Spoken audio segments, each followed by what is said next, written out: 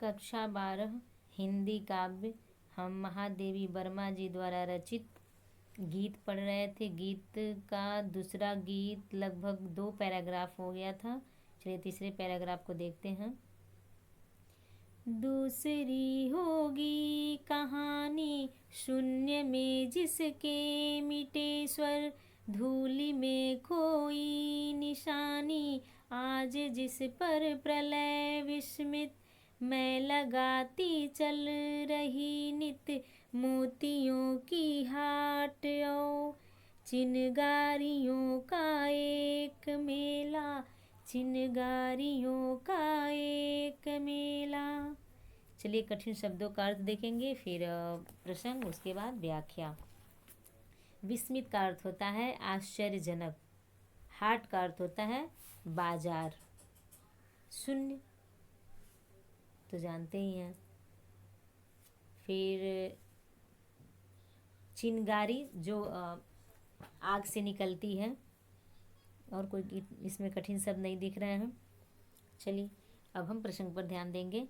प्रस्तुत काव्य पंक्तियों में महादेवी वर्मा साधना पथ पर अपने पग चिन्हों को न छोड़कर पाने वाले जीवन को व्यर्थ बताती हुई कुछ ऐसा करने के लिए प्रेरित करती हैं जिससे साधक के मन में उत्साह की ज्वाला भड़क उठे। एक बार और प्रसंग को देख लीजिए। प्रस्तुत काव्य पंक्तियों में महादेवी वर्मा साधना पथ पर अपने पग चिन्हों को छोड़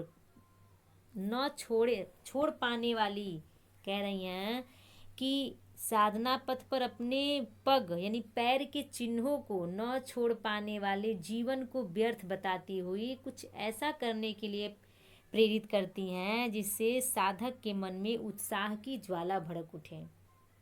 ठीक है, अब चलिए हम इसके व्याख्या पर ध्यान देंगे। दूसरी होगी कहानी शून्य में जिसके मिटे स्वर, धूलि में खोई निशानी। कवित्री जी कहती हैं कि वह कोई दूसरी कहानी होगी जिसमें गंतव्य को प्राप्त किए बिना नायक के स्वर शांत हो जाते हैं। गंतव्य यानी कि जहाँ तक जाना होता है। ठीक है, तो अगर शून्य में जिसके मिटे स्वर, धूलि में खोई निशानी, कह रही हैं कि वह गंतव्य को प्राप्त किए बिना ही नायक के स्वर शांत हो जाते हैं और उसके पग चिन्हों को समय की धूल मिला देती है। ठीक है, मेरी कहानी उसके सर्वथा विपरीत है, अलग है। मेरा साधना स्वर जो है वह तब तक शांत नहीं होगा जब तक अपने गंतव्य यानी अर्थात परमात्मा को न प्राप्त कर लूं। ठीक है, फिर आगे कहती हैं कि साधना के उस कठोर पथ पर मेरा गमन भी अनजाना नहीं होगा। मैं अपनी दृढ़ निश्चय आध्यात्मिक शक्ति के द्वारा उस पथ पर ऐसे पदचिन्ह बना दूंगी जिससे समय की धूल मिटा न सकेगी, जिससे समय की धूल मिटा न सकेगी। ठीक है, आज जिस पर प्रलय विस्मित मैं लगाती चल रही नित्य, मैं अपने प्रिय परमात्मा पर मर मिटने में मेरे पवित्र दृढ़ निश्चय को देखकर आज प्रलय भी आश्चर्यचकित हो रही है कि इस साधक को इसके पथ से विचलित करना संभव नहीं है।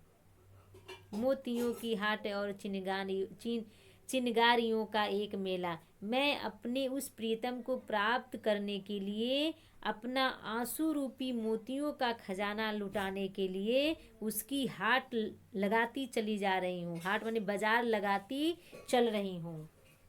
मोतियों की हाट, मोती कैसा मोती? आंसू जो आंखों से निकल रहे हैं उन आंसुओं को मोती के समान बताते हुए कह रही हैं।